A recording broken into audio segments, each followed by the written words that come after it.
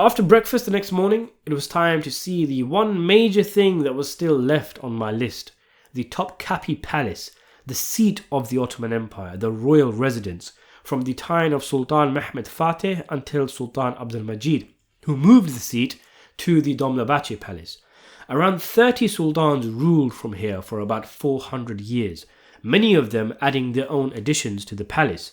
It's very big, strategically built so that it will be extremely difficult for an enemy to get to the sultan.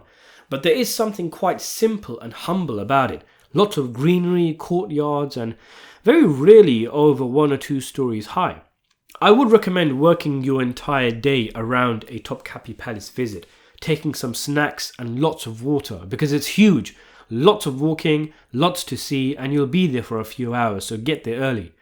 It costs about 30 quid, but it's definitely worth it. To be honest though, it might be an OCD thing, but I tend to get very stressed in museums and such. It's that whole thing about needing to see every corner, every inch, but at the same time you want to go quickly enough to catch everything so you don't miss it and get kicked out when they close it. It had a cool little gift shop where they had small replica swords of Sultan Mehmed Fateh, Suleiman the Magnificent, and Selim III. Had they had the sword of Selim the Grim, I would have gotten Fatih's, Selim's, and Suleiman's. I don't know how. I'd probably have to ring my family back home and ask for emergency money or something. But that wasn't an opportunity I'd want to see sell by. But as they didn't have Selim's, I just bought Fatih's, which I still have, and it sits on my bookshelf. Though my missus initially disagreed, we started looking at the less important stuff first. Things like the kitchen area, utensils, pots and pans and stuff. My thinking, which she eventually agreed to, was that if we went big first, we wouldn't find all this stuff as interesting later on. I really liked this section, where they showed clothes that Ottoman sultans wore, next to portraits and pictures of them wearing them. I don't know if this is really the stuff or they are replicas, you just never really know, do you? But there is a lot of stuff well preserved, so I don't see why not. Many of them didn't die too long ago. There's a gorgeous view of the Golden Horn as you transition from this section. Imagine seeing this when you woke up every morning. It's interesting that I always hear from people who come here, vloggers and whatnot, that you aren't allowed to take pictures and videos of some of the stuff, especially the religious relics. I've seen videos where people were talking about how guards shouted at them when they pulled out their phones.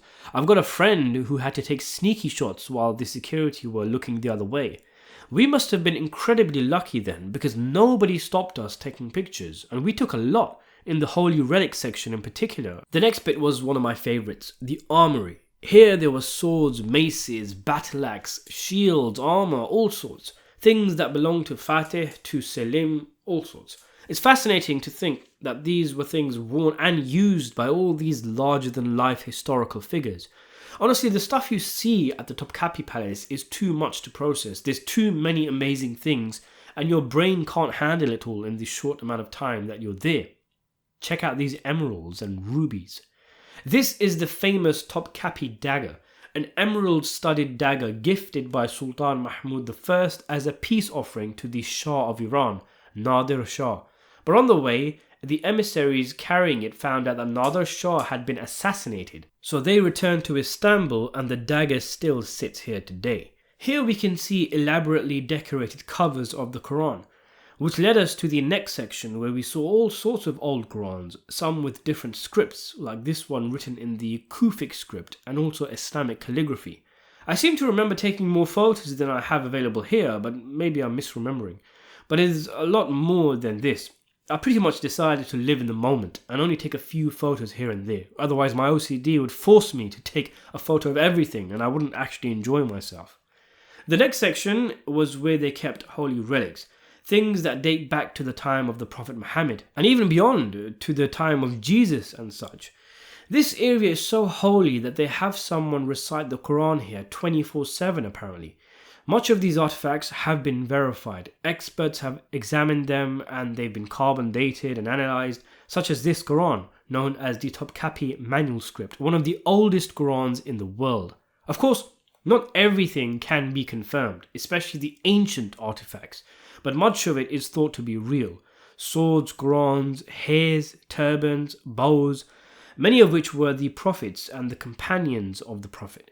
You can even trace it historically. For example, the Mamluks were the custodians of Makkah and Medina, where many of these relics would have been. and when Selim defeated them, he had the relics transported to Istanbul. So it makes sense that these things would be here, rather than somewhere else. But to be honest, given the magnitude and majesty of what we were witnessing, I don't quite feel comfortable just showing everything here in a YouTube video, where people watching might be, lying naked in bed or on the loo or who knows. So if you don't mind, I'd rather not share most of the photos from this section. I do think you can find images of the relics online though. They had this nice little slideshow playing of really old photos of religious and historical significance.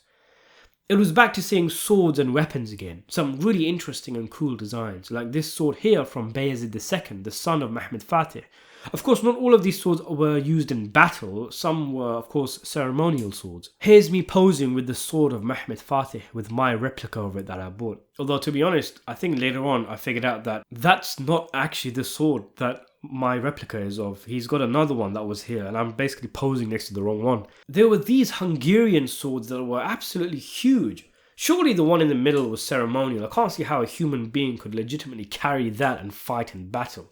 This was a very interesting room. Here many important decisions were made by the viziers and pashas, and behind that grating is where the sultan would sit and listen, interjecting if he needed to.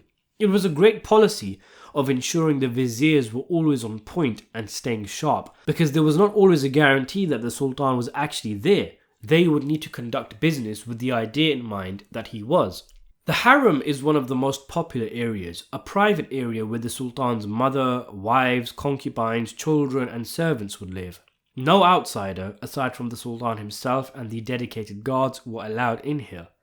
Many people imagine in their heads some European Orientalist notions of scantily clad women walking around, but the reality was far from this. There was a school here, apartments, a mosque, a library and various private courtyards. This is the Imperial Hall, a gorgeous domed hall which was the reception hall of the Sultan, where he received his family and confidants. There's a really nice view from this massive balcony, and below it is a large marble area which I later learned was a massive pool. There were all sorts of relaxing and therapeutic fountains and pools and some really cool thrones. I don't seem to have all of the photos that I took, but look at the unbelievable calligraphy on the dome of this room here. This is a room where the Sultan would rest and perform his prayers. This is where Sultan's bodies were washed after they died in preparation for their funeral.